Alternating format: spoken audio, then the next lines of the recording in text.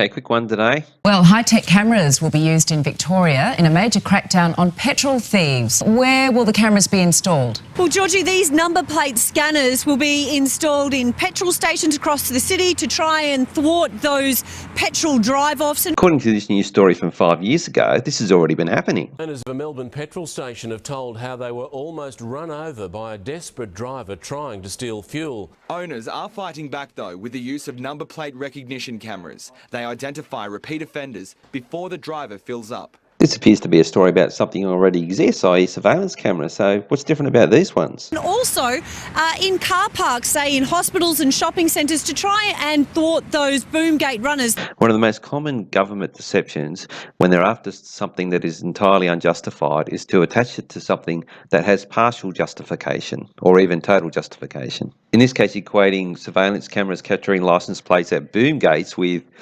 petrol pumps. If someone has been guilty of a petrol runner, then the next time they turn up to a service station, the attendant will receive a red flag and then they can choose whether they're going to serve that motorist or not, or simply shut off the bowser. Okay, firstly, that system that she's just described of when a repeat offender comes by not giving him service or shutting off the bowser is exactly the same system that's been in for 5 years. So there's no justification for it to be reintroduced or a system that's already there. Secondly, that doesn't apply to boom gates at hospitals or shopping centre car parks because there is no attendant. Now, the system that's been running for 5 years was actually paid for and operated by the actual service stations themselves, the businesses. So how's it going to work trying to integrate with hospitals and shopping centre car parks? Under this trial by VicRoads, there'll be a central database full of people's vehicle registration details. And here is what this story is actually about. But they couldn't read the story in its true form, which would read something along the lines like this. The Victorian government announced today that they're taking over cameras at service stations and introducing more cameras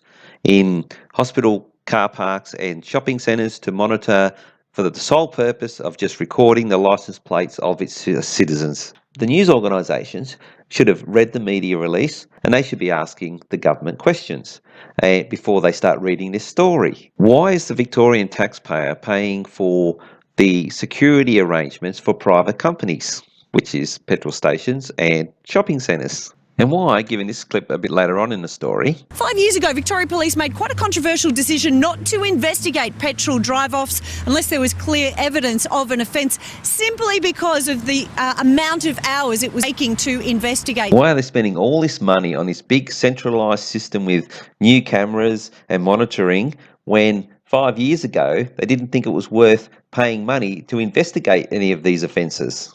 Another question would be, isn't this going to expose the government to legal complications should the system break down and these businesses that we've taken it upon ourselves to involve ourselves in their security arrangements expose us to compensation claims if things go wrong? But of course, no questions are asked.